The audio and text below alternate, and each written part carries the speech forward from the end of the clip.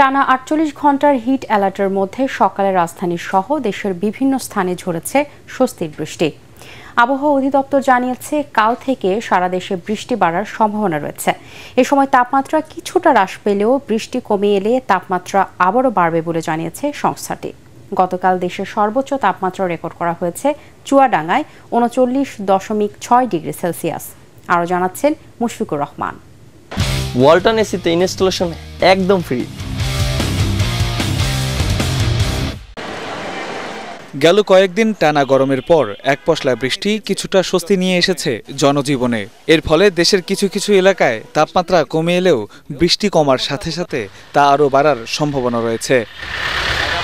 আবহাওয়া অফিস জানিয়েছে, ময়মনসিংহ, চট্টগ্রাম ও সিলেট বিভাগের কিছু কিছু জায়গায় এবং রংপুর, ঢাকা ও বরিশাল বিভাগের ২-১ জায়গায় অস্থায়ীভাবে ঝোড়ো হাওয়া ও বজ্রসহ বৃষ্টি হতে পারে। সেই সাথে কোথাও কোথাও শিলাবৃষ্টি হওয়ার সম্ভাবনা রয়েছে। আজকে সারা দেশে কম বেশি বৃষ্টি হওয়ার কারণে অনেক জায়গা থেকেই এই তাপপ্রবাহটা প্রশমিত হওয়ার সম্ভাবনা আছে, তবে বিক্ষিপ্তভাবে কিছু জায়গায় হয়তোবা তাপপ্রবাহটা থাকতে পারে।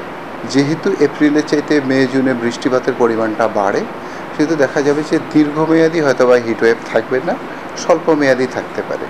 এছাড়া চলতি মাসের ২০ তারিখের পর বঙ্গোপসাগরে লঘুচাপ সৃষ্টি হওয়ার আশঙ্কা রয়েছে বলে জানিয়েছে আবহাওয়া অধিদপ্তর। তবে তা ঘূর্ণিঝড়ের রূপ নেবে কিনা তা এখনও নিশ্চিত হওয়া যায়নি। মুশফিকুর রহমান, এটিএন বাংলা, ঢাকা।